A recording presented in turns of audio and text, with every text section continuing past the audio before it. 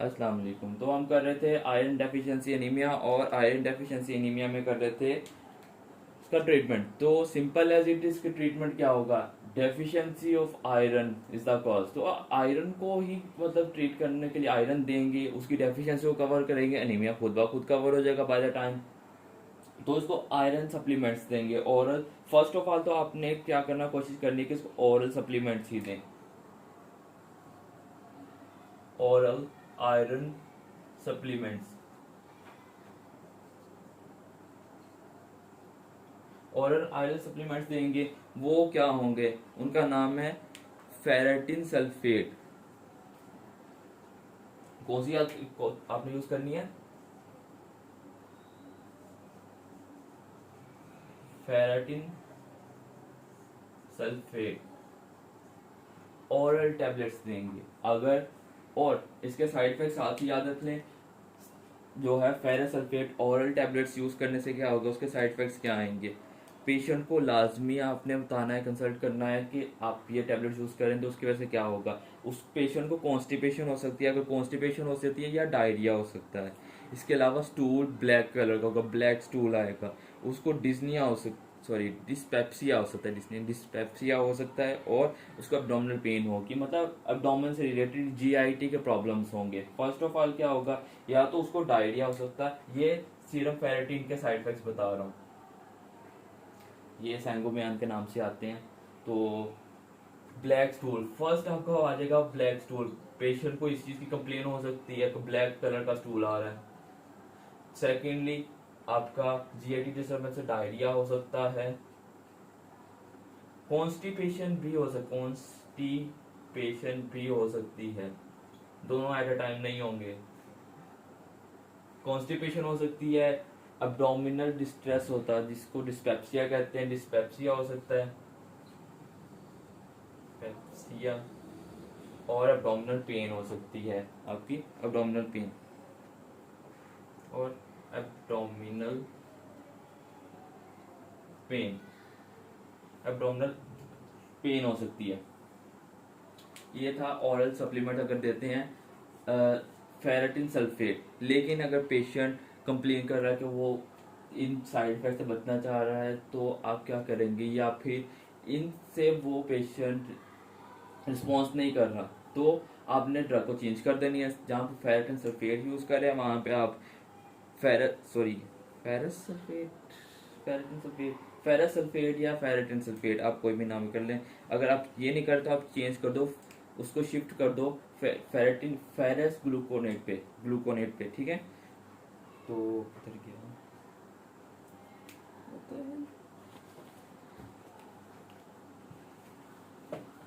अगर पेशेंट जो है कंप्लेन कर रहा है कि वो ये ड्रग नहीं यूज कर सकता, या फिर वो इस ड्रग से जो है ड्रग के साइड इफेक्ट को वो टॉलरेट नहीं कर रहा, तो आप ड्रग को चेंज कर दो इस पे,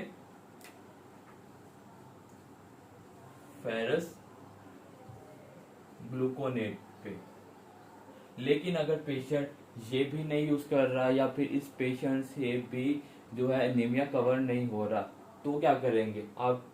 आईवी दे, आप ओरल दे रहे, तो आप क्या करेंगे बाद में? उसको आईवी पे, आईवी मतलब इंट्रावेनस पे शिफ्ट कर देंगे। ओरल टैबलेट्स की जगह आईवी ड्रग्स यूज कर लेंगे, क्योंकि ड्यूडिनम ने सिर्फ 4 mg एब्जॉर्ब करना है। आईवी देंगे ड्यूडिनम में तो डायरेक्ट नहीं जाएगा ना, तो आपकी बॉडी के अंदर ही होगा, तो ज्यादा रिजल्ट अच्छा होएगा।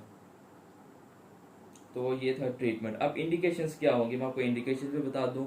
आईवी आयरन को यूज करने के, मतलब आईवी आयरन की सप्लीमेंट देने की इंडिकेशंस क्या होंगी, कब देना है?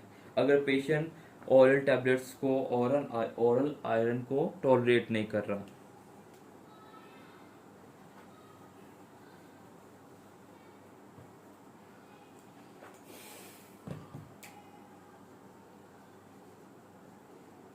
इंडिकेशंस क्या होगी जब अपने आईवी फेरेटिन देना है, मतलब आईवी आयरन यूज करना है?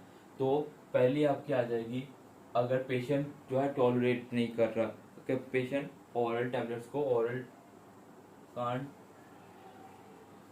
Tolerate oral supplements, oral supplements अगर नहीं टॉलरेट कर रहा। सेकंड क्या होगा, अगर पेशेंट को इन्फ्लेमेटरी बाउल डिजीज हो, आईबीडी हो, क्योंकि आपका एब्डोमेन ही अब्जॉर्ब नहीं करेगा तो इन्फ्लेमेशन होगी, इन्फ्लेमेशन में आयरन अब्जॉर्ब नहीं होती। मेल न्यूट्रिशन में जो बताया था, मेल न्यूट्रिशन कॉज है कि आपको आईबीडी हो सकती है, inflammatory bowel disease. Inflammatory bowel disease IBD के अंदर नहीं होगा, आईबीडी के अंदर भी आपको आपको आईवी देना पड़ेगा, या फिर बाईपास सर्जरी हो, या इनफ है, बस इतना ही इनफ है। कॉजेज तो और भी हैं, हाइपररेमेसिस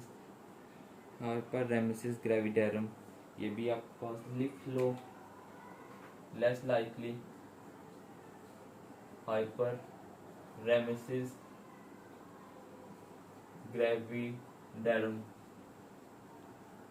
तो ये आपकी इंडिकेशंस थी ऑरल सप्लीमेंट्स की। और आपको ये बताना भूल गया, आपकी ये याद रखना कि आपने जब ये ऑरल टैबलेट्स देनी है तो वो ट्रीटमेंट चलेगा almost 4 to 6 month recovery phase में, नॉट उसके अंदर से आपकी आयरन डेफिशिएंसी मतलब पूरी कवर होगी। मतलब आप याद रखें सिर्फ 4 से 6 महीने के लिए ट्रीटमेंट चलेगा।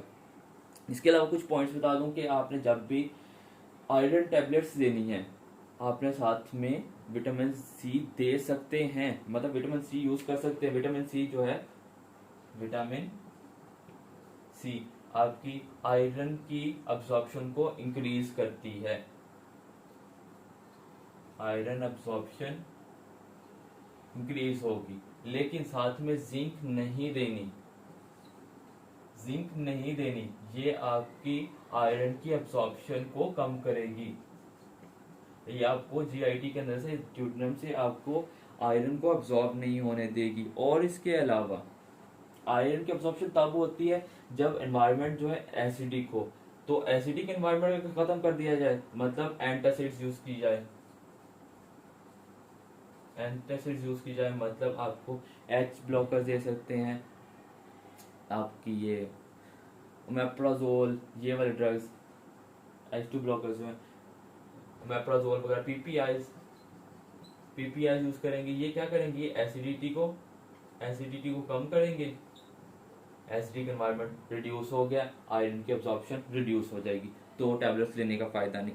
थर्डली, आप डेली सिर्फ ओरल टैबलेट्स जो हैं 4 mg पर डे यूज कर सकते हो। इसके अलावा आप जितना मर्जी आयरन यूज कर लो, आपका अब्जॉर्ब नहीं होगा, क्योंकि 4 mg ही ड्यूडेनम में से अब्जॉर्ब होना, आप जितना मर्जी उल्टा यूज कर लें वो सारा का सारा फीसिस में लॉस हो जाएगा। तो ये था आपका आयरन डेफिशिएंसी एनीमिया ट्रीटमेंट।